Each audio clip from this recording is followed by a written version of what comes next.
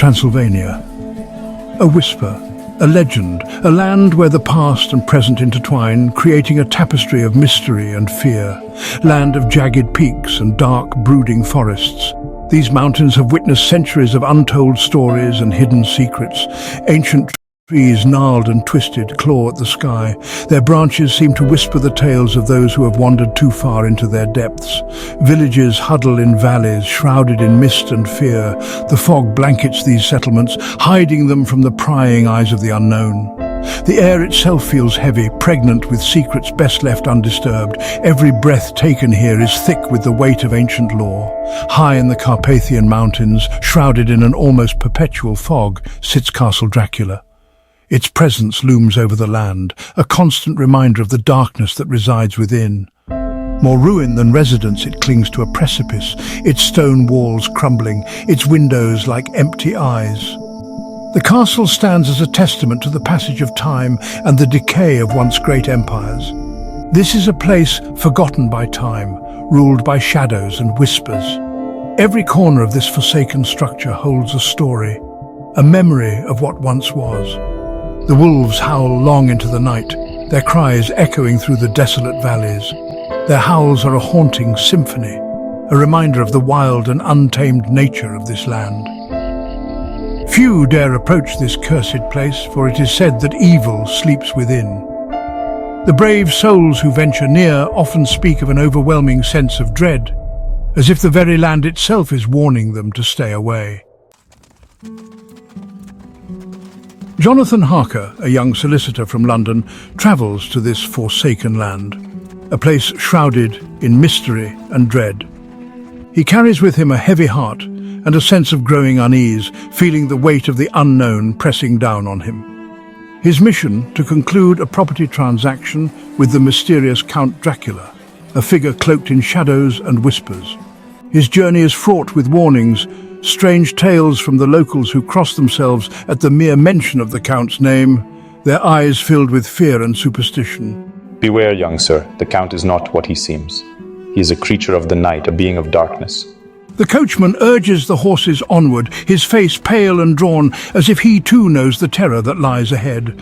He too feels the oppressive atmosphere, the weight of unseen eyes watching their every move, the forest itself seeming to close in around them. The road deteriorates, becoming little more than a track winding through dense, oppressive forest, each turn more foreboding than the last. Shadows lengthen as the sun begins its descent, casting an eerie glow over the landscape as if the very world is warning of the darkness to come. Castle Dracula, imposing, forbidding. Its towering spires pierce the night sky, casting long shadows over the desolate landscape. Jonathan feels a chill run down his spine as the carriage rumbles across the drawbridge. The air is thick with an eerie silence, broken only by the creaking of the wooden planks beneath the wheels. The courtyard is silent, save for the clatter of hooves on cobblestones. Shadows dance in the flickering torchlight, creating an unsettling atmosphere. The doors creak open, seemingly of their own accord. The sound echoes through the empty halls, amplifying the sense of foreboding. This place, it feels like a tomb. The air is cold and stale, as if it hasn't been disturbed for centuries. He's greeted by the Count himself. Tall and gaunt, his face is strikingly pale, his eyes burning with an unnatural intensity. His presence is both commanding and unsettling. Welcome to my home, Mr. Harker. I trust your journey was not too arduous. His voice is smooth, yet carries an underlying menace. He speaks with exaggerated courtesy, but his words ring hollow in the cavernous hall.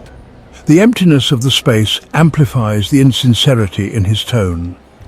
Jonathan pushes down his apprehension, trying to convince himself that it is just the strangeness of the place that unsettles him. He takes a deep breath, attempting to steady his nerves. Thank you, Count. Yes, the journey was quite an experience. He forces a smile, hoping to mask his unease. Yet deep down he knows that something is terribly wrong. The oppressive atmosphere of the castle weighs heavily on him, and he can't shake the feeling that he is being watched. The days pass in a strange blur. Jonathan finds himself a prisoner in the castle, his every move watched by the Count's eerie servants. The Count is a captivating host, charming and erudite, but there is a darkness beneath the surface, a hint of something predatory in his gaze. He speaks of ancient history, of forgotten lore, his voice a hypnotic rasp. I listen, fascinated and repelled in equal measure. Jonathan notices the Count never eats, never sleeps. He casts no reflection in the silver, and there is a strange musky odour that clings to him like the smell of a recently disturbed grave. Jonathan's sleep is troubled by nightmares, vivid and disturbing. He hears strange noises in the dead of night, the rustling of unseen creatures, the soft whisper of voices speaking in unknown tongues. He explores the castle, finding it a labyrinth of echoing corridors and dusty cobweb-draped rooms. I stumble upon the Count's private library, its shelves overflowing with ancient tomes bound in leather and iron. I find a book detailing the history of vampires, their powers and weaknesses. The truth dawns on me, sending a shiver of pure terror down my spine. Panic sets in. Jonathan knows he must escape the castle, but the doors are locked, the windows barred. He is a prisoner in this Gothic nightmare. He confronts the Count, his voice trembling with a mixture of fear and anger. Let me out of here. You can't keep me trapped like this. Laughs. Oh, Jonathan, you are in my domain now. I do not deny my true nature. I have plans for London, an endless sea of souls to feast upon. Jonathan realizes the true extent of the danger. He is not just fighting for his own life, but for the souls of countless innocents. Night falls. Jonathan is trapped. The Count's brides, their beauty masking a terrifying hunger, circle him, their eyes glowing with a predatory light. I know I cannot fight them, cannot reason with them. I am utterly alone, at the mercy of creatures from the blackest depths of nightmare. The last vestiges of hope dwindle with each passing moment. Jonathan closes his eyes and waits for the inevitable. The shadows deepen, the horror begins. The castle loomed, imposing and cold. I feel uneasy. I shouldn't have come here. Now there's no escape. The old oak door slammed shut. John was trapped.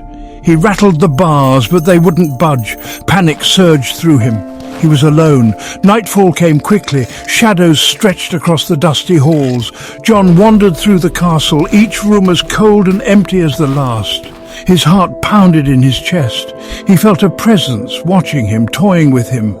He was not alone. Was that a whisper? He strained to listen. Silence. He pressed on, his unease growing with every step. A cold draft brushed past him, sending shivers down his spine.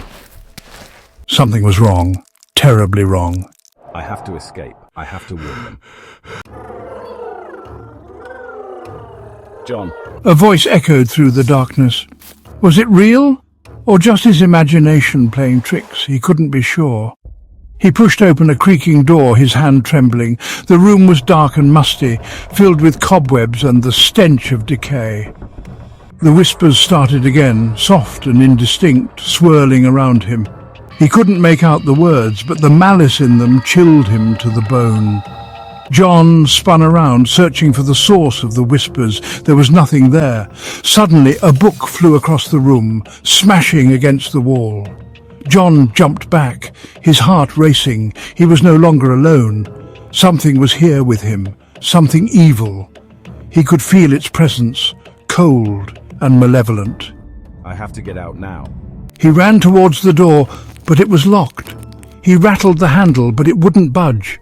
He was trapped, at the mercy of whatever lurked in the shadows. Miles away, Mary shivered. A cold dread washed over her. She couldn't shake the feeling that something was terribly wrong. Her thoughts drifted to John. He had been acting strangely lately, withdrawn and distant. Mary, are you all right? Sarah's voice startled her.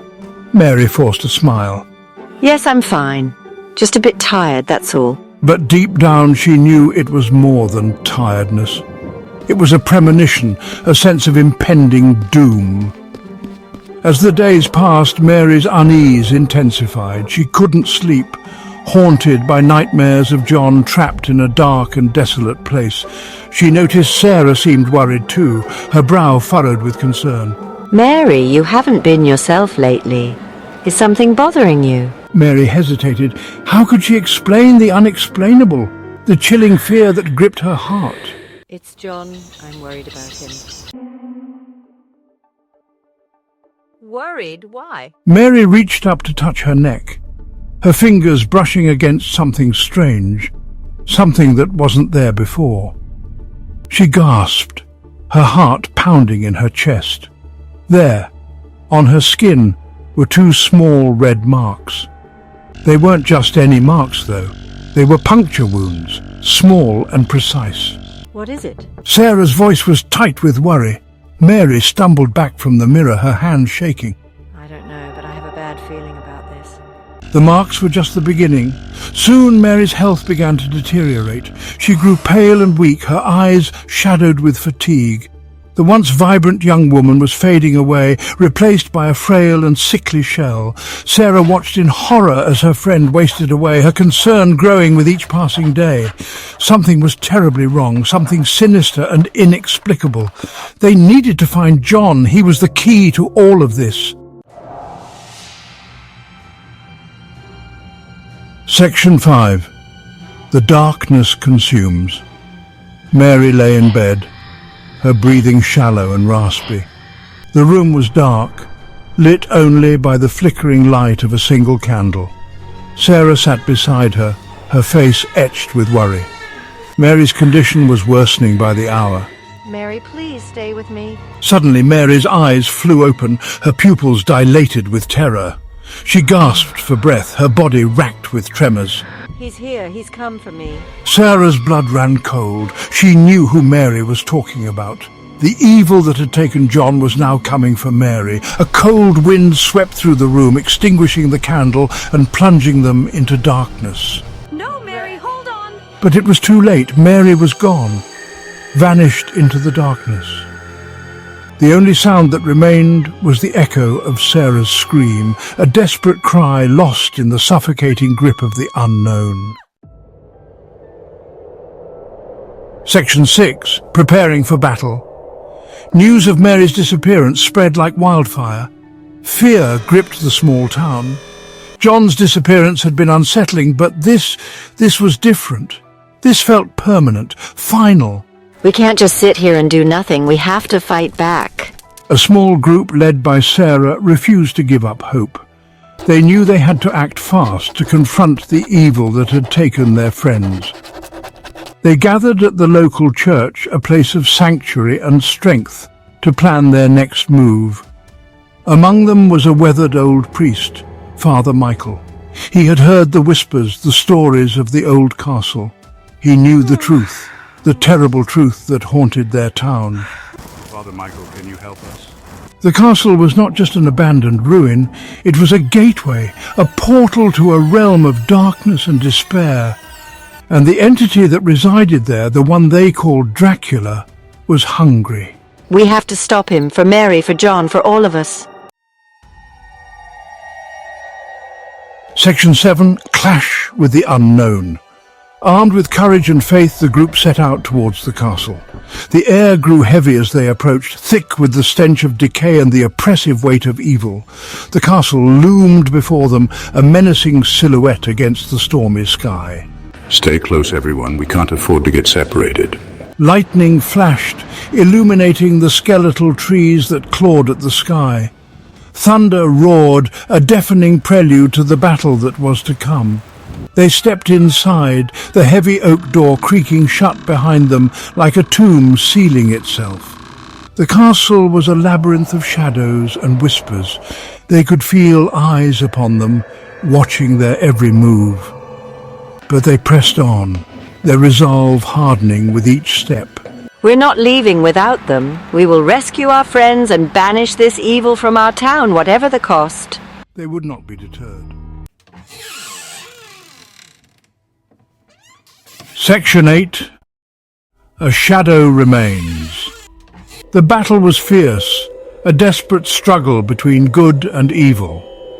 But in the end, empowered by their faith and love for their friends, they vanquished Dracula, driving him back into the abyss from whence he came. We did it. He's gone. John and Mary were found, weak but alive. The town rejoiced, their nightmare finally over. But a shadow lingered, a sense of unease that refused to be dispelled. For deep down, they knew that evil never truly dies. It merely slumbers, waiting for the right moment to rise again. We have to stay vigilant. This isn't over. And in the ruins of the castle, a faint whisper echoed through the darkness, a chilling reminder that their victory might be temporary. The fight was over for now, but the war against darkness was far from won.